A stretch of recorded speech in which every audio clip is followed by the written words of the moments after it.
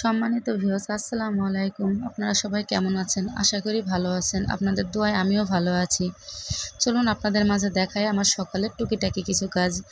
তো সবার আগে আমি পাতিলে ভাত বসিয়ে দিয়েছি। দেখতেই পাচ্ছেন আমি ভাত বসিয়ে দিয়েছি। এরপরে আমি চলে যাব আমার হাঁসের বাচ্চার কাছে, যেগুলো আমার কণ্ঠ শুনে খাওয়ার জন্য চেঁচাচ্ছে। দেখতেই পাচ্ছেন কি কিউট কিউট বাচ্চাগুলো। এগুলাকে নিয়ে চলে যাব আমি খাইতে দিতে। এখানে আমি এদেরকে খাইতে দিব। আমি এখানে এদেরকে ফিট খাইতে দিয়েছি। দেখেন কি সুন্দর করে এরা খাবে। আসলে এগুলাই আমার জীবন। সকালবেলা উঠে আমি এদের সাথে ব্যস্ত থাকি। হাঁস, মুরগি, আমার ছাগল আছে। আপনারা মানুষের সাথে কথা বলে যতটুকু শান্তি না পাবেন, দেখবেন পশু পাখির সাথে কথা বললে ততটা মনে শান্তি মিলে। এরা এদিকে খাক, আমি চলে যাই মূল কাজে। সেটা হচ্ছে আমার হাজব্যান্ডকে ডেকে বলা, তুমি কি দিয়ে ভাত খাবা। এটা আমার একটা বদ অভ্যাস বললেও পারেন, কিন্তু আমি না জিজ্ঞাসা করে পারি না। কারণ হচ্ছে যার জন্য রান্না করব সে যদি না খায় তাহলে সেটা কেমন হয় না। আমি তার জন্য প্রত্যেক দিনই তাকে ডিস্টার্ব করি, ডাকি, বলো কি দিয়ে ভাত খাবা। ওই আমাকে প্রত্যেক দিনের মতোই উত্তর দেয়, তোমার যা ইচ্ছা রান্না করো। কিন্তু না, আমি রান্না করে রাখলে তো পরে সে মন পছন্দ না হলে খাবেই না। সেজন্য আমি তাকে জিজ্ঞাসা করেই রান্না করব। এক পর্যায়ে বিরক্ত হয়ে বলে উঠল, যাও, ফ্রিজে না ঘাঁটি রান্না করা আছে, ওটাই তেরানি করো, আর রান্না করা লাগবে না। আমি বললাম ঠিক আছে। বলে দেখছে যে আমার বেবিটাও ঘুমাচ্ছে। দুই বাব্বাটা এখানে ঘুমাক, আমি চলে গেলাম রান্নায়। এখানে আমি চুলায় একটা প্যান বসিয়ে দিয়েছি।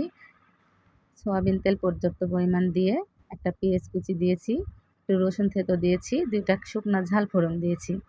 এটাকে আমি খুব ভালোভাবে ভেজে নেব যতক্ষণ না লাল হয়ে ওঠে।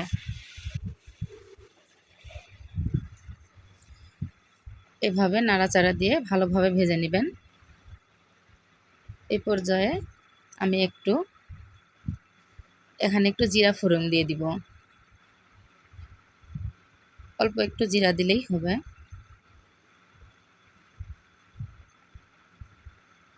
একটু জিরা দিয়ে পরে ভালোভাবে নাড়তে থাকবো, এটা যতক্ষণ না লাল কালার হয়ে আসে।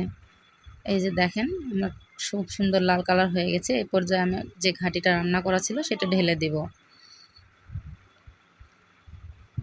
ঘাঁটিটা ঢেলে দেওয়ার পরে ভালোভাবে নাড়াচাড়ে, এটা যেহেতু আমি ডিপে রাখছিলাম সেহেতু হচ্ছে একটু শক্তই আছে। এ পর্যায়ে নাড়াচাড়া করে আমি একটু হচ্ছে পানি দিয়ে ঢেকে দেব। ঢেকে দেওয়ার পরে আমি চলে যাব মূল রান্নায়। যেহেতু হাজব্যান্ড বলছে ঘাঁটি খাবে, তারপরে আমি ভাবলাম শুধু ঘাঁটি দিয়ে কীভাবে ভাত খাবে। আমার কাছে কয় টুকরা খাসির মাংস ছিল, সেই মাংস কয়টা নিয়ে নিয়েছি। ভাবলাম খাসির মাংসের শুটকি ভর্তা করব। শুটকি ভর্তা মানে আসলে মাংসটা শুকিয়ে ভর্তা করা, কিন্তু আমার কাছে সেই সময় নাই, রোদও নাই। এর জন্য আমি হচ্ছে এভাবেই করব। দেখেন আমি কিভাবে শুটকি ভর্তাটা করতেছি। প্রথমে আমি একটু লবণ নিয়ে নিলাম, এরপরে গুঁড়া হলুদ, এরপরে দিয়ে দেবো একটু মরিচের গুঁড়া। সবগুলা উপকরণ দেওয়া হয়ে গেলে এবার হাতের সাহায্যে খুব ভালোভাবে মাখিয়ে নিব। খুব সুন্দরভাবে মাখিয়ে নেবেন, যার ফলে সবগুলো উপকরণ মাংসের মধ্যে ঢুকে যায়। এভাবে সুন্দরভাবে মাখিয়ে নিয়ে একটা ঢাকনা দিয়ে ঢেকে আমি সাইডে রেখে দেব।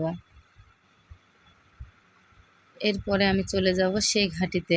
দেখেন আমার ঘাঁটি প্রায় হয়ে আসছে। এভাবে যদি ঘাঁটিটা তেলানি করেন আপনি বুঝতেই পারবেন না যে হচ্ছে এটা আগে রান্না করে রাখা, মনে হবে এখনই রান্না করলেন। আমার মতো কেউ ফাঁকিবাজি হয়ে থাকলে এভাবে রান্না করে রাখতে পারেন পরে খাওয়ার জন্যে, শর্টকাটে হয়ে যাবে। আমার ঘাঁটি রান্না শেষ, আমি এখন ঘাঁটিটা নামিয়ে রাখবো। নামিয়ে রাখার পরে একটা প্যান উঠিয়ে দিব চুলায়। প্যান উঠাই দিয়ে এখানে আমি পর্যাপ্ত পরিমাণ তেল দিয়ে দিব। এখানে আমার রোস্ট ভাজা তেলগুলা ছিল, আমি সেগুলাই ব্যবহার করছি। এই পর্যায়ে আমার একটু তেল কম মনে হয়েছে, যার ফলে আমি এখানে আরেকটু তেল দিয়েছি।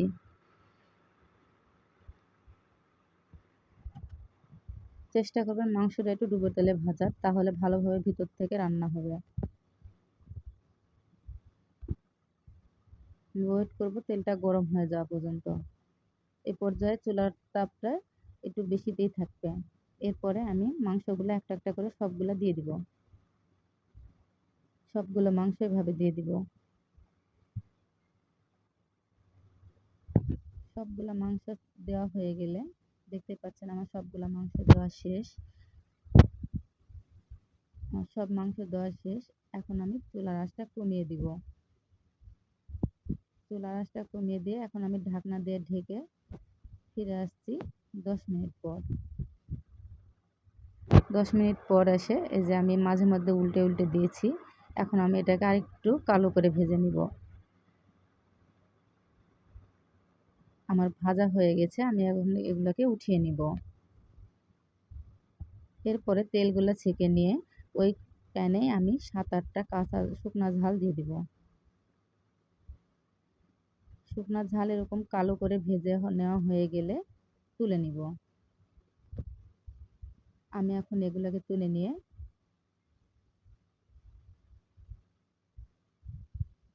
ওই প্যানেতে 4টা পেঁয়াজ কুচি 1টা রসুন কুচি দিয়ে দিব। এটাতে আর তেল দেওয়ার দরকার নাই, এই ফ্রাই প্যানে যা তেল আছে এটাতেই হয়ে যাবে। এটা বেশি ভাজারও দরকার নেই, এই যে আপনারা দেখলেই বুঝতে পারবেন। ঠিক যখন এরকম হয়ে আসবে তখনই আপনারা এটাকে নামিয়ে নেবেন। আমি এখন এটাকে নামিয়ে নিব। আমি এখন চলে যাব শিলপাটায়। এভাবে শিলপাটায় নিয়ে মাংস নিয়ে ভালো করে থেতো করে নিব। আপনাদের যদি ব্লেন্ডার থাকে ব্লেন্ডারেও করে নিতে পারবেন, আমার ব্লেন্ডার নেই সেজন্য আমি পাটাতেই করে নিচ্ছি। খুব ভালোভাবে থেতো করে নেওয়া হয়ে গেলে দেখেন আমি কিভাবে করতেছি।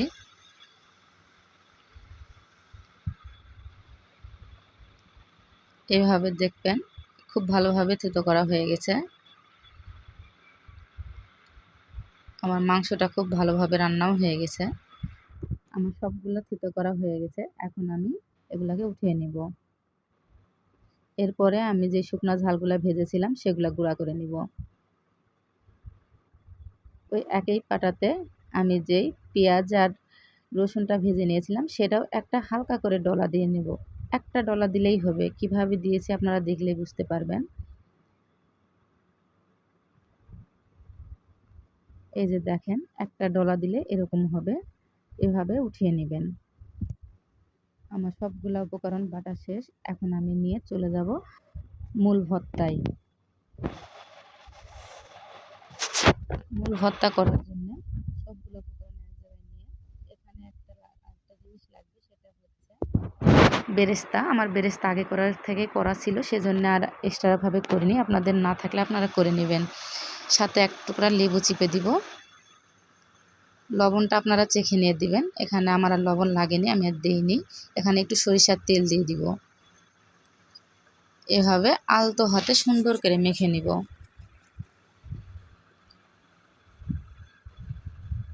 সুন্দরভাবে মেখে নিয়ে আমি এখন আপনাদের ভাষায় পরিবেশন করে দেখাবো।